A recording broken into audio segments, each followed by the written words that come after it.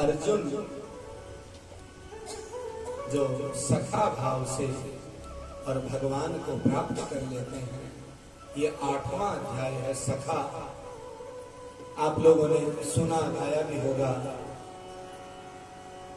संस्कृत में त्वमेव माताश्च पिता त्वमेव बंधुश्च सखा त्वमेव विद्या द्रविणं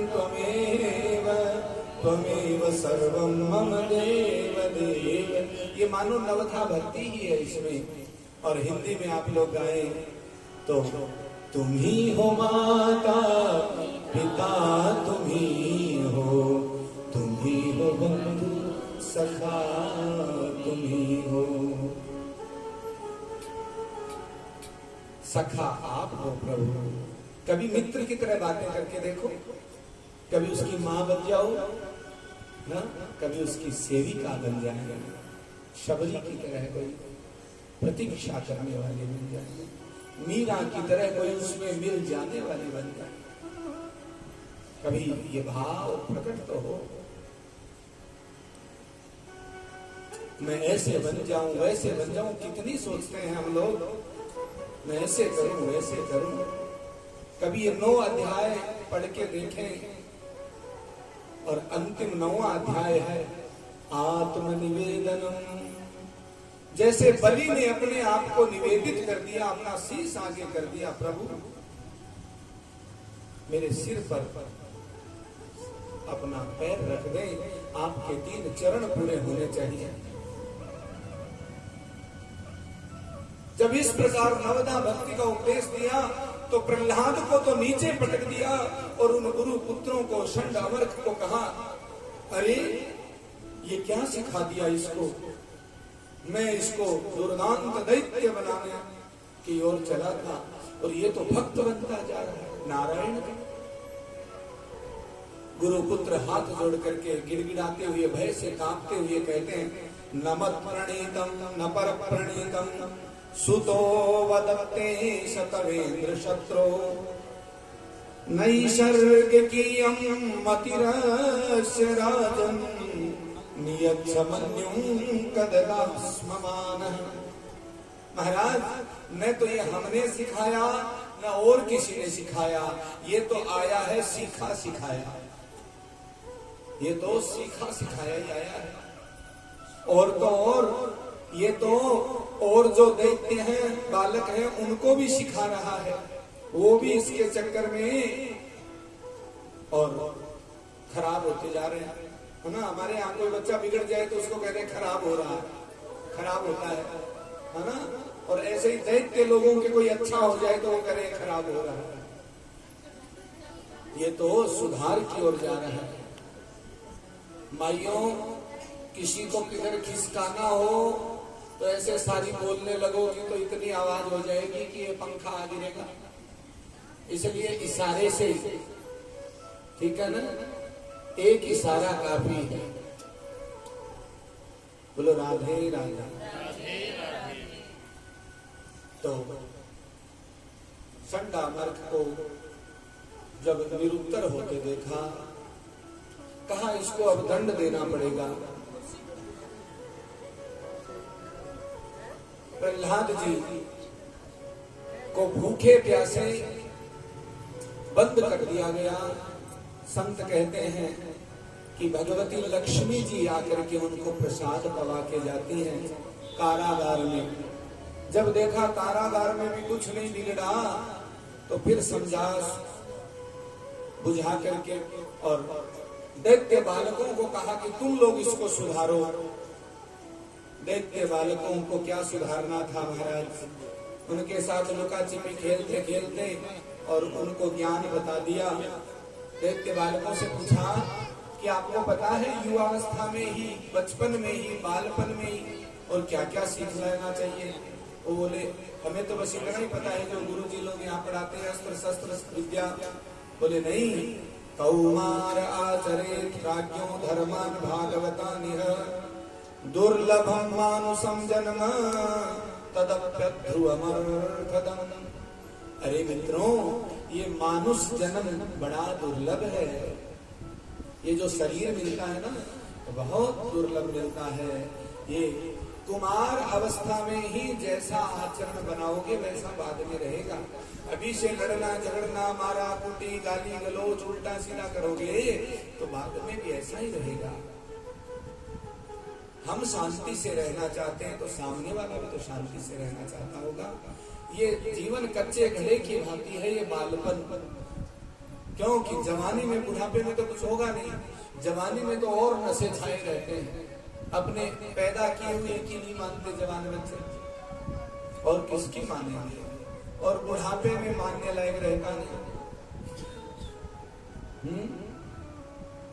मुंह में दांत काम नहीं करते, हाथ पेट में आंत काम नहीं करती। हाँ, गर्मी चल रही है, खाने को चाहिए आम, कहें लाम दाम। हाँ? कहेंगे अच्छा बुढ़ापे में बड़े दाम चाहिए इसको, चाहिए तो आम था, लेकिन मुंह में दांत नहीं तो लाम दाम कुछ भी सुन सकता है ना। घुटनों से भक्ति करेंगे क्या, घुटने दर्द कर रहे हैं, कैसे होगी भक्ति। कानों से सुनता नहीं, आंखों से देखा जाता नहीं, बीच बीच में झपकी चाहिए, बीच बीच में और क्या क्या चाहिए पता नहीं, कैसे हो भक्ति। इसलिए कौमारह आचरित बचपन में कर ले।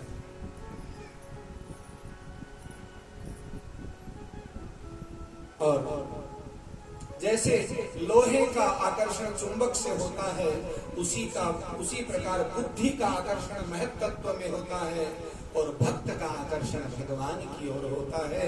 ऐसे ही होना चाहिए। इस प्रकार जब समझाया और कहा दयावान बनिए, तुलसीदास जी कहते हैं तुलसी दया न छाड़ी जब लग घट में प्राण। जब तक जीवन में अवसर मिले दया। धर्म के 10 लक्षण हैं। यदि आपको धर्म कमाना है, पुण्य कमाना है तो 10 लक्षण है। पहला सत्य, झूठ मूठ बहानेबाजी नहीं करनी चाहिए ज्यादा, सत्य। दूसरा दया, तीसरा पवित्रता। आजकल मातृशक्ति को इस बात को बहुत समझने की आवश्यकता है। मासिक धर्म इत्यादि अपवित्र अवस्था में भी सब कुछ करना चाहती हैं। स्त्रियों को जो मासिक धर्म है उसमें बहुत सी चीजों का विचार करना चाहिए। इसलिए पवित्रता का ध्यान रखें। उस समय यदि अचार को स्पर्श किया तो वह अचार खराब हो जाएगा। उस समय यदि तुलसी इत्यादि वृक्षों में जल डाला तो वो सूख जाएगा। यहां तक कि हमारे यहाँ कहा कि पापड़ जो एकदम सूखा है उसको भी हाथ नहीं लगाना चाहिए, उसमें भी फफूंद लग जाती है। इसलिए कल इसका प्रसंग आया था कि इंद्र की ब्रह्म हत्या 4 जगह बनी। इसलिए पवित्रता का भी ध्यान रखें। खान पान रहन सहन आचार विचार का बहुत विचार करना चाहिए भक्त को। और तपश्चर्या, अपने काम को तप बना दें। एक रामा भक्त हुए, उन्होंने कहा काम ही काम यही काम वही काम किया, 2 घड़ी प्रेम से कभी हरि का न नाम लिया। और आग ही आग लगाई जमाने में तूने, प्रेम की ज्योति कभी भी न जलाई तूने। अच्छा, आपने यदि प्रेम की ज्योति नहीं जलाई, आग ही लगाई किसी के जीवन में, तो आपके हिस्से में क्या आएगी? राख।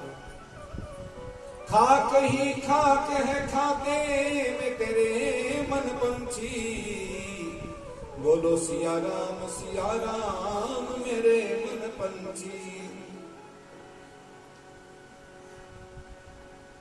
जीवन में यदि हम किसी को दे नहीं सकते तो छीनने का प्रयास न करें। ऐसी तपस्या हो और सहनशीलता, थोड़ी सहनशीलता, थोड़ी भूख को सहें, थोड़े प्यास को सहें, थोड़ी निद्रा को सहें। अच्छा, एक माँ संतान जन्म देती है, यदि थोड़ा सा भी कष्ट न सहे तो क्या संतान होगी?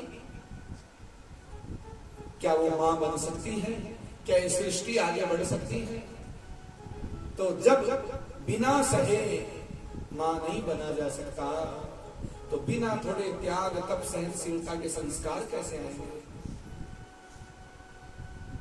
इसलिए सहनशीलता और अहिंसा, मन वचन कर्म से किसी के प्रति हिंसा न पाले। हाँ? कई माइयों को देखा है कीर्तन सत्संग भजन में आके फिर भी ओह बढ़िया ही सस्ते, कल तक तो ऐसे करती फिरती थी, इधर उधर धक्के खाती फिरती थी, आज बड़ी भगतड़ बड़ी फिर। ऐसा कभी भी नहीं सोचना चाहिए। क्या पता कब किसके जीवन में क्या